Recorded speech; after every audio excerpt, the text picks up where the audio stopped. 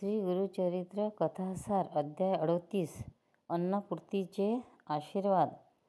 स्वामींच्या भेटीसाठी अनेक गावाहून लोक येत होते। स्वामींचे दर्शन घेतले की त्यांच्या मनातील अनेक इच्छा पूर्ण होत होत्या।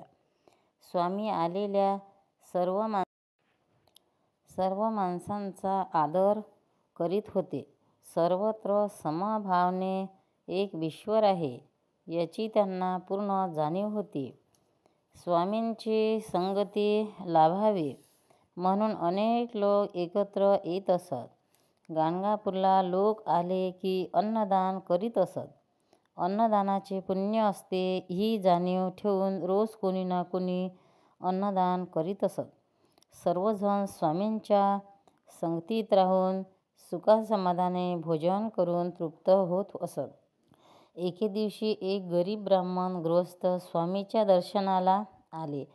त्यांनी तब्येत अशक्त होती व घरची गरिबी होती। स्वामींना त्याने आपले नाव भास्कर म्हणून आपल्या दर्शनाला आलो असे सांगितले। जवळ जी सामुग्री आहे त्याच्या आधारे भोजन करून आपणास वाढावे अशी त्याने इच्छा प्रगट केली। 3-4 माणसांना पुरेल एवढी सामुग्री त्याने घरून आणली होती। त्याने स्वामीचे पाय धरले आणि आपली इच्छा प्रगट केली।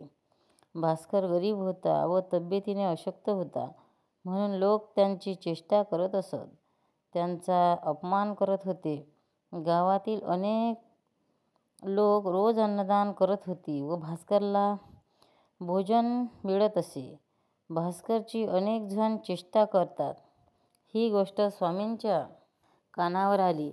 स्वामींनी भास्कराला बोलावून सांगितले, उद्या तू भोजन घालणार आहेस व सर्वजणांनी भोजनाला यायचं आहे असे तू निमंत्रण दे। स्वामींच्या आज्ञेप्रमाणे भास्कराने सर्वांना निमंत्रण दिले।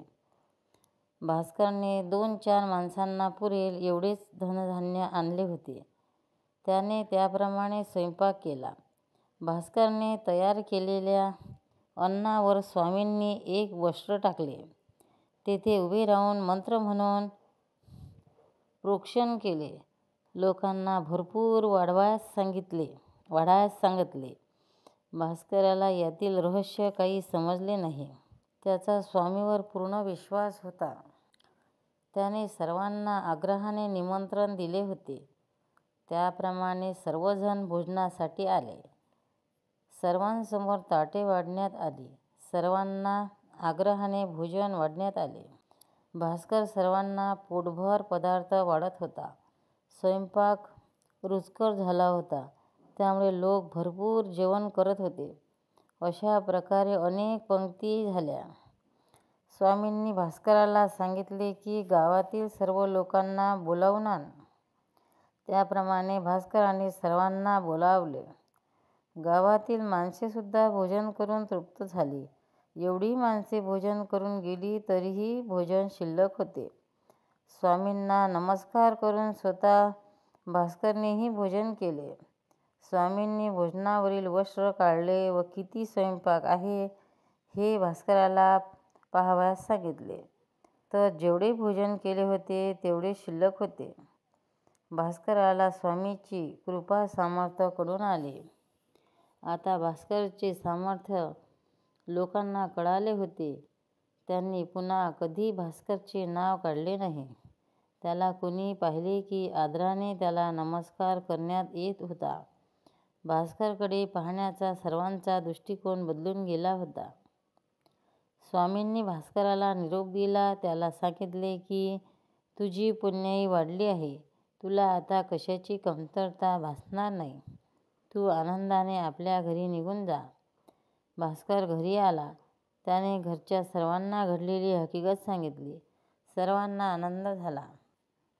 श्री अवधूत चिंतन श्री गुरुदेव दत्त।